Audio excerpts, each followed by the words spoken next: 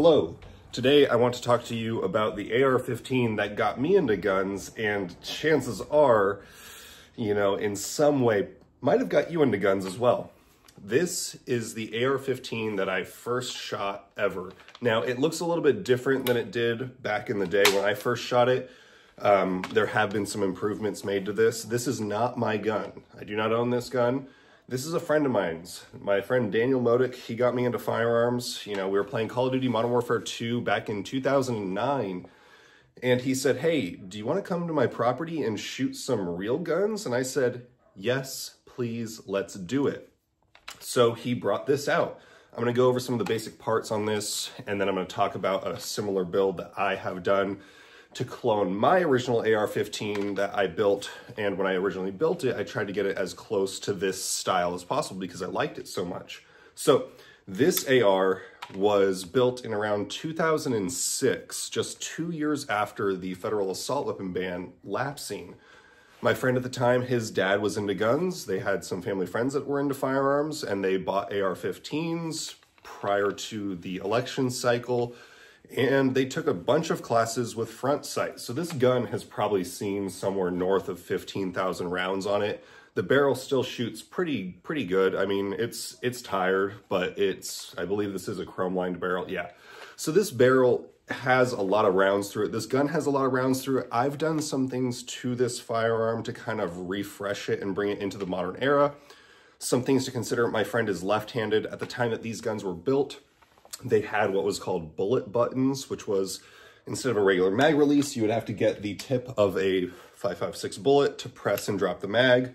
A lot of people just kept little tools or rings somewhere on them, and there were various other devices that you could use to skirt the law. But at the time it had a bullet button. When all that changed, my friend lived in Florida and Texas and needed a way to fix it up and get it changed into a more modern compliant nature. So if he did ever go shooting with it out in public places, or transporting it, he wouldn't get in trouble. So we made some changes. But let's talk about this gun.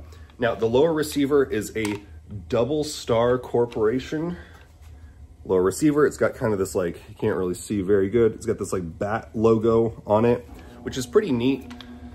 The upper receiver is from a company called GG&G, which I believe nowadays is mostly known for producing optics mounts, which I believe this is an optics mount on this.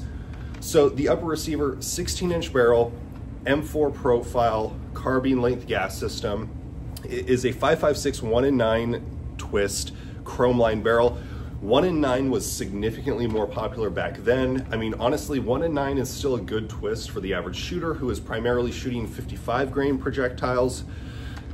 1-in-8, in my opinion, is the new go-to. A lot of people would probably agree. A lot of people like 1-in-7, but a lot of people that own 1-in-7 guns are only shooting 55 grain for the most part. So 1-in-8 is probably better for most people, to be honest, in my opinion, for most people. So chrome lined barrel, gonna last a long time. This gun has seen a lot of bump firing. We have bump fired the absolute hell out of this gun. It's never given up, never failed us. The flip up front sight, I couldn't actually find the manufacturer of this. So if you know who makes this flip up front sight, it's got this little detent here. So it locks in place and then just falls back down.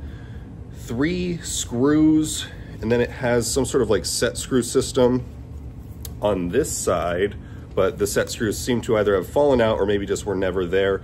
Bayonet lug.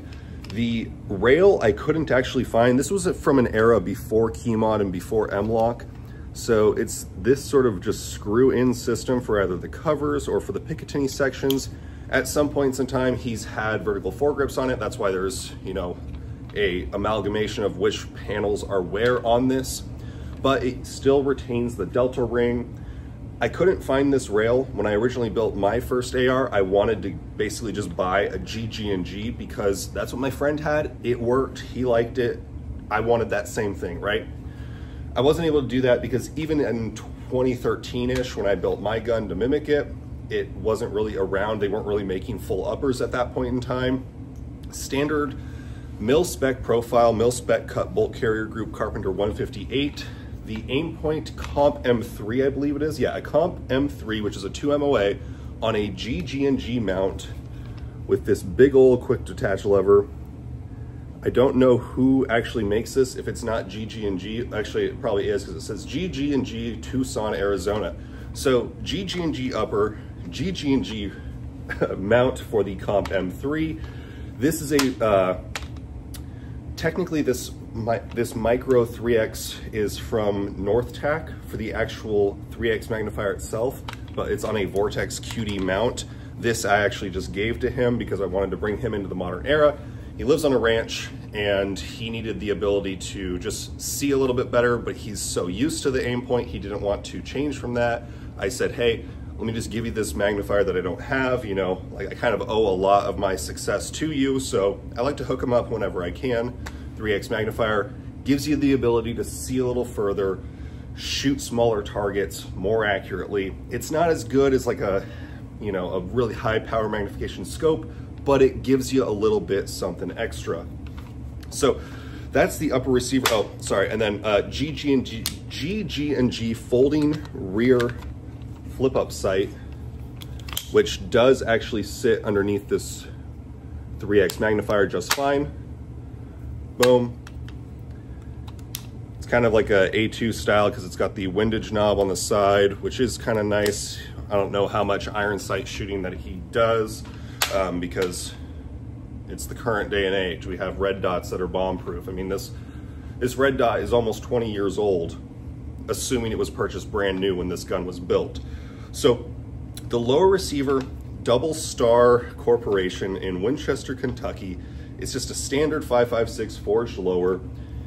He's a lefty, so for the longest time, he has just been reloading, and you know, he trained at front sight a lot. He'd been coming back, stripping the mag out, putting in a new mag in, and I said, Daniel, please let me give you this ambi safety that I have no use for on my guns. Like, I just had this ambi safety that I bought for a build, but then it was billet, so it didn't work. So I got this Forward Control Designs serrated ambi safety. And I said, Daniel, please let me give this to you. He's like, no, like, he's like, are you sure? I was like, dude, please. So we put that in, and now he could drop mags, and as a lefty, drop the bolt like a normal person. Just boom, boom, boom, boom, boom, boom, boom, boom. Easy. Ambi safety as a lefty is a must. He has a standard non-ambi, or ambi mag release is a must.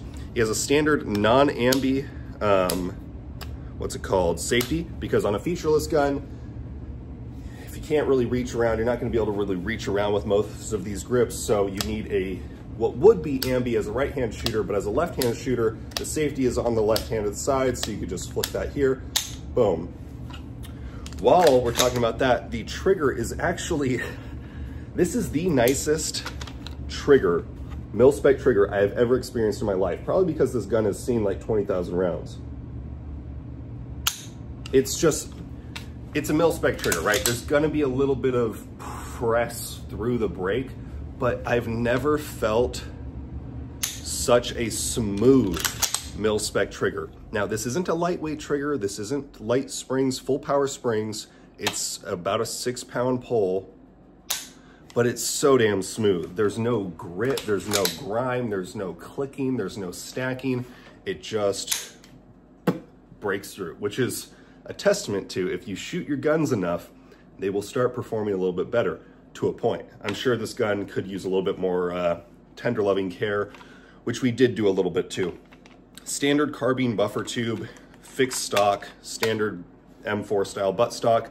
Now the internals, we did a few things. His gun was pretty damn tired. Like this gun, the spring, the buffer spring in the rear, I took it out and compared it to a brand new spring. I don't know how this gun still cycled, because it was like 4 or 5 inches shorter than a full brand new spring. It was compressed so many times and worn out so much that it actually lost a significant amount of length on the buffer spring. We also added a Geisley H2 buffer into this because 16-inch carbine gas from an era of a different time. It was a different time back then.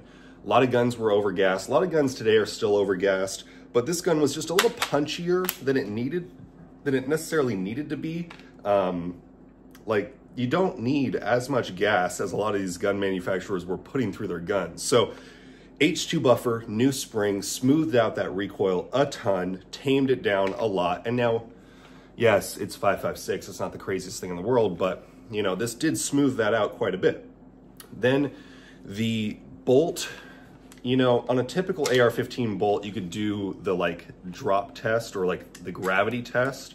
And what you would do is you would just stand it up and set it on a table on its bolt face. And if it closes on itself, the gas rings are probably pretty tired. I have never seen a bolt collapse so quickly. It was as if there was no resistance whatsoever. So I said, hey, look, I also have an extra bolt that I always keep around. Let me throw a new bolt into your carrier. Just, we'll freshen it up. We'll give this gun a little bit more life because that chrome line barrel still has a lot of life left in it. Let's bring you to the modern age. Let's give you ambi controls. Let's give you a better buffer. Let's give you the ability to keep shooting this gun until it dies, because this is his only AR and he shoots it a good amount. He's shot it a whole lot. And if it's going to be your only one, let's give it a little bit extra life. Let's give it some steroids. Let's give it a shot in the ass, get it going, right? So that's this gun. This gun is very nostalgic for me. It holds a special place in my heart because this is the gun that got me into firearms, you know, or he's the guy that got me into guns. And this was the first experience I had with a modern AR-15. So when I built my first AR-15, I think back in like 2013 or something like that, might have been late 2012, not entirely sure. But around that time, I built my first AR and I wanted it to be very similar. And the gun that I'm about to show you today is pretty close to my original AR-15 that I built. Some things are changed. There's a few little like creature comforts that have been upgraded on it, but the vibe is the same and the core parts are the same. The actual optic is the exact same optic that I had on my original build that I stripped off before I sold it. But back in around 2013, I built a PSA AR-15 and I paid about like, I don't know, probably $8 or so for the kit, not including the lower. And it was after Sandy Hook, I know that. So sometime around then. And I know that I paid a lot compared to what you can get them for today. And then I saved up over a long period of time. You know, I was in college. I was living on $800 a month to cover all my expenses, and I just squirreled away money over a long period of time to save up for an Aimpoint Pro, and I still have that Aimpoint Pro today, and it's on this gun. So this gun is pretty close to my original build, and I'll do a dedicated video on this gun, but the main things that really make it what it was fixed front sight post, carbine gas, M4 profile cutout, 5.56, 16-inch barrel, Aimpoint Pro. This rail replaces the Delta ring, so you either have to cut it off or just buy it with it. At the time, PSA sold uppers with this polymer quad rail that is a drop-in but replaces the Delta ring. The Aimpoint Pro, obviously, this one is the original one. It's seen better days. I'll do a better video on this gun in the future, but just pretty standard. Now, at the time, when I first bought it, again, bullet button era, I was still on team featureless pretty shortly after I got that gun. I think I got that gun in 2013. Probably around like 2014, not quite 2015 yet, I switched over to featureless at the time. So this gun is also featureless. It's got this B5 fin grip on it. You know, this is a B5 stock that has been fixed in place. Ambi charging handle, flip up Magpul Pros. This is pretty dang close to my original AR-15, which I sold and now regret because it's, you know, I don't think I would regret it if I didn't do this YouTube stuff, but since I have a permanent case of restless AR syndrome and some nostalgia, you know, firearms are a big part of my life and they've changed the course of my life in many ways. So that gun definitely holds a special place in my heart. I wish I never sold it, so I ended up building something very similar that gives me the vibes. So anyways, if you have a firearm that is particularly nostalgic for you? What is it? Have you ever purchased a firearm that held a special place in your heart, either something to do with your personal life relating to it, or just was it a gun that had a particular sentimental value due to what you did with it? Maybe you went hunting. I don't know. I just wanted to share this with you guys. Let me know what you think. Have fun, be safe, stay dangerous. Peace.